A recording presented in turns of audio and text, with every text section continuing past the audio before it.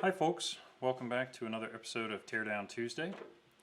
And today we are taking a look at an evaporator assembly from like a small reach-in cooler or under-counter lowboy. And this one is interesting because we can see a lot of why it failed, why I think it was pulled out of service, but it also includes the entire refrigerant circuit. It still has the solenoid body and it still has the expansion valve attached to it. Now, it's a little big for my filming area, but in normal operation there would be another sheet metal cover here with fans, and those fans would be pulling air through. So in normal operation the fans would run almost all the time, and they pull air through the evaporator, typically even when there's no refrigerant flowing into it. When we had a call for refrigerant, we would have our liquid, our high pressure liquid here at the solenoid. The solenoid would energize, open, our liquid would flow up into the expansion valve, and the expansion valve acts like a throttle or a governor that controls how much of that liquid flows into our actual coil. So the liquid would start to flow through, we would start to flood the coil, and we would continue to flood the coil until the bulb over here, you can see the little bit of tubing here, until the bulb responded and noticed the chilling of the suction line over here. And when the suction line cooled down enough, we would then balance with pressure against our head here, our power head, and it would start to throttle and close down that flow of liquid through the expansion valve. So I'm going to go ahead and pull it out of the enclosure, and then I'm going to get the expansion valve separated, and we'll really focus on that, but we'll also talk a little bit about why the coil failed. So if you've seen my pork chop safety video, you know it's very critical to make sure you have cut resistant gloves because the edges on these coils are super sharp. So just a cautionary note to anyone out there who may be working on their own evaporators. Make sure you have your safety gloves. So now with it out of the enclosure, we can see some of the damage to the coil here, specifically down on the end. We can see that our liquid line, our high pressure liquid line, was smashed in, deformed our coil, deformed our fins, and also rubbed through some of the protective coating. The other thing that I notice here is that there's a lot of corrosion back here along the elbows, and you can really see, let's get this up close, you can really see that corrosion taking place, that kind of greenish, dusty corrosion. And you can tell that this was originally coated from the factory. You can see the black coating back here. But these fittings up here look like all that has peeled off and they've started to just corrode through around the solder joints and the bends. And the typical reason for that is that the customer is not keeping the food or the product inside this covered. So the moisture from the food product evaporates out and it condenses onto this coil. And if that moisture has any kind of acid in it, any kind of chloride, like a shrimp or a saltwater fish, that's going to start to attack all of this copper film. We can also see that corrosion along the top of our power head here, and the power head is pretty much rotted all the way through. The rust and corrosion around it almost guarantees that there's no charge left. And the TXV bulb looks okay. So we can tell that it's really just where the corrosion happened, or where the condensation happened, that we got all this corrosion. So whoever took this apart originally had already loosened up the fittings, so we can pretty easily get this TXV out of the system.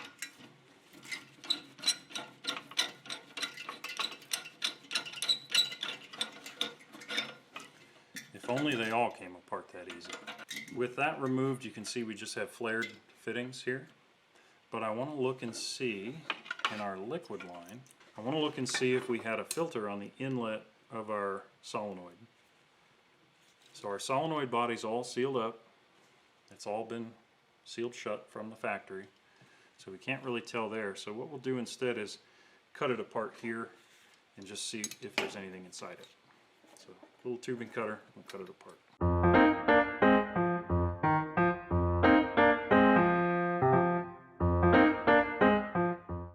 Alright, so with that separated, we can look down in. I don't see any kind of filtration here. A lot of times there's a little screen filter, but I don't see any sign of that. And you might ask why that would matter. And the reason that it matters is that we're controlling flow through this solenoid, and any kind of debris that gets in here, whether it's a little piece of solder or a piece of wax, can start to jam this solenoid. And you can actually hear the mechanism inside there. So if that jams, we get continuous refrigerant flow, our unit will run cold. It'll freeze instead of chill. So this acts like our go, no-go for refrigerant flow. So now to go further, we got to get the bulb separated.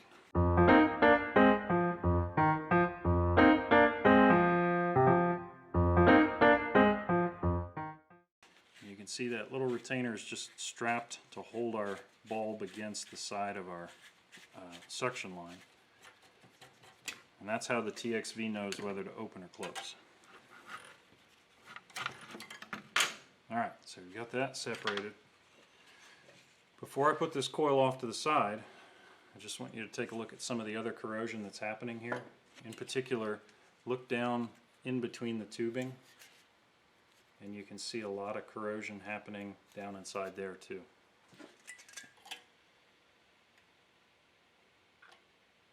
All that discoloration, all that green, that's all corrosion. So our TXV has an inlet, has an outlet, has a power head, and it has a cap on the bottom. And you might ask, what's that cap cover? And that cap covers up an adjusting screw. So this adjusting screw inside the cap, you can access while the unit's charged, and you use this to adjust the tension between the springs inside and the pressure from the power head.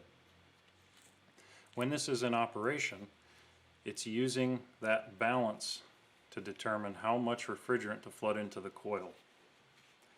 And when we talk about how much refrigerant we're flooding into a coil, we're usually talking about superheat.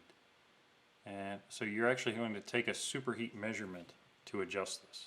Don't just go in and crank around on it. The other thing is, when you install a new TXV, this is not set from the factory. It may be close, but you can't trust that it's actually set. So let's take a look at what that looks like. So we got everything loosened up here. First, let's pop the power head off. And you can see right away that our power head has two pins that it's pushing against. So these are just little rods that go down inside. And you'll see what these push against when we open the body. But let's look at the power head here real quick. So you've got a metal diaphragm down inside, and you can see the little ring where the pins pushed against it. And there's typically a charge inside this power head of a refrigerant. So you can expand that refrigerant when it's hot, and that refrigerant will then contract when it's cold and reduce the pressure in the power head. So it acts just like the systems we see in a thermostat, where we have a cap tube and a bulb. But in this case, we're using a refrigerant at low temperature instead of a solvent at high temperature.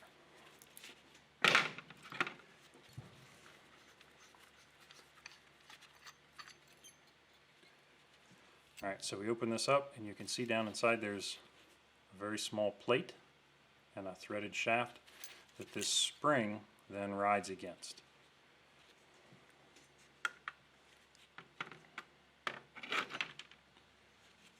Now our two rods, our two little pins there, lay like that. And then we've got our little orifice plate. You can see it's got a little needle point. It's kind of like a jet in a carburetor. And the bottom of that pushes against that spring, and the top of that pushes against the pins. So the force from the power head comes down through the pins to push against both sides of this plate, and the spring pushes up against the bottom. Inside the body, you can see we have the holes where those pins come down, and then we've got our actual orifice where our liquid line coming in releases refrigerant into our evaporator as that plate lifts away. So if you think about what's happening here, the refrigerant in our bulb gets warm, it expands, puts more pressure on the power head, which pushes on the pins. So the pins push down through and push down the orifice plate and allow refrigerant to flow. The refrigerant flows through the body of the TXV until this bulb cools down enough to reduce the pressure on the power head. Pressure on the power head reduces, the spring force overcomes the power head, and our jet comes closed again. Our orifice is shut. So when you look down inside here, this is why it's so critical that we have line filtration.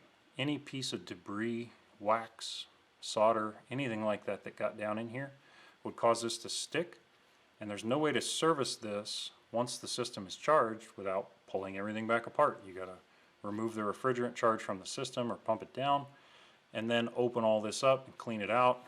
So you really want that filtration on the liquid line coming in to prevent that kind of failure. So let's take a look at our adjuster. You can see it's got a square nut on the back that will fit on your service wrench.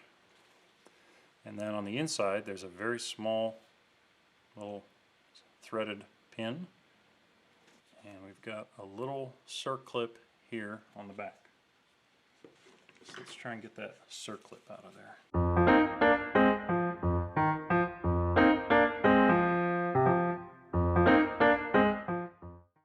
Alright, there it went. So there's our circlip.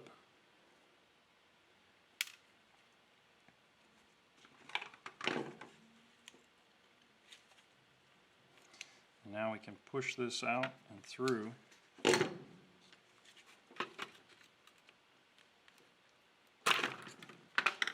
So you can see exactly how it works.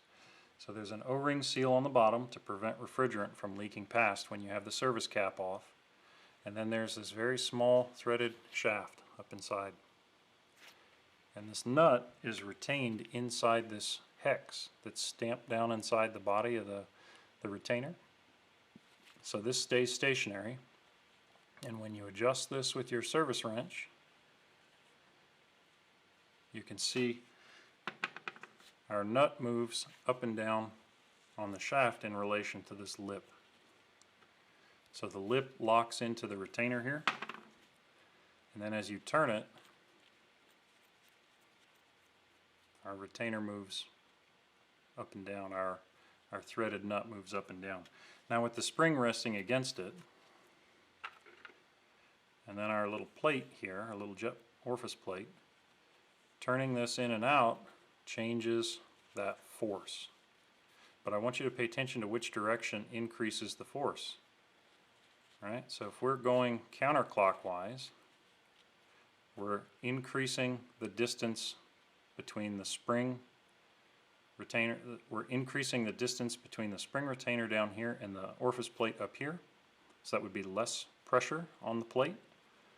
If we then go clockwise, we're increasing that spring pressure on this plate, little jet plate.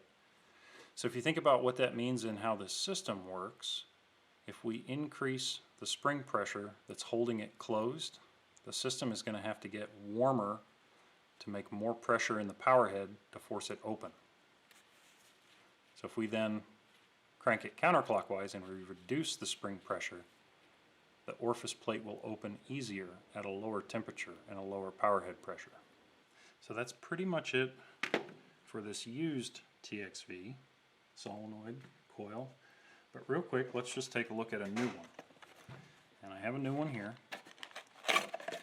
When you pull a new TXV out of the box, you can see it looks very similar to one we just took apart.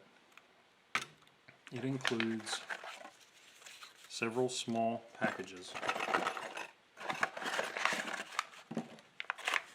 So our first package here is an inlet strainer, and you can see they show you how to fit that into the line when you're assembling it. Liquid line, inlet to the TXV valve body.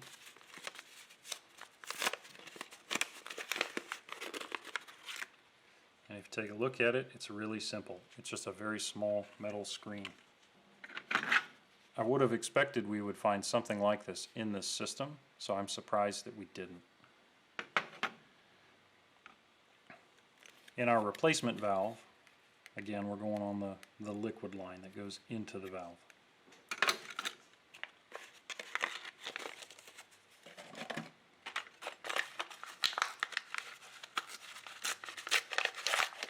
Our other package here has our clamp strap, and that clamp strap gets used to hold the bulb onto the suction line.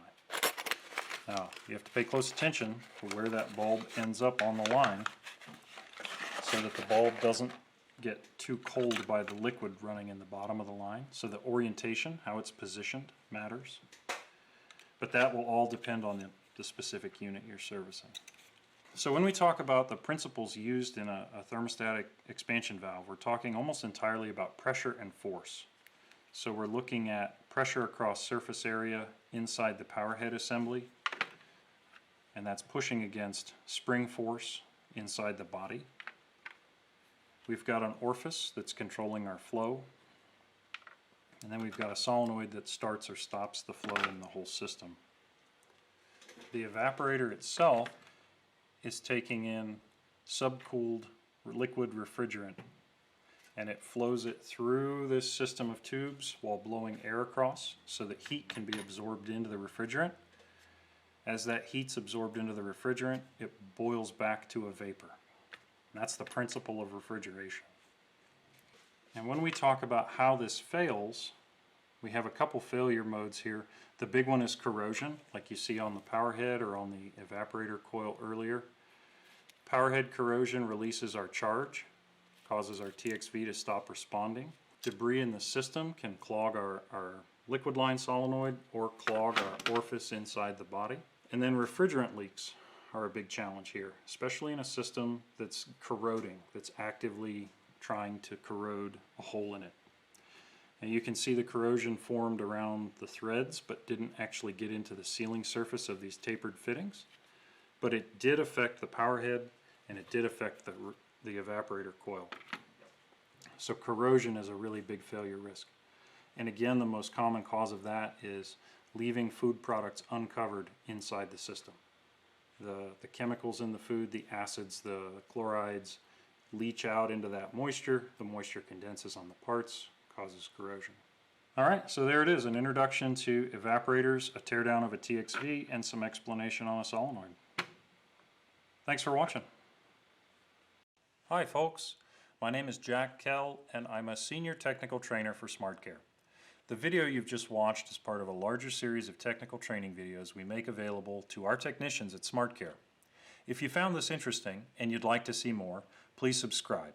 I'll be releasing a new component teardown video every Tuesday in 2022. If you're already a Smartcare technician and you have a part that you'd like to see me tear down, please reach out to me internally for shipping instructions. If you're not a Smartcare technician, but you or someone you know would like to learn more about a career as a service technician specializing in commercial restaurant equipment, please check out our open positions at www.smartcaresolutions.com/careers. Thanks for watching.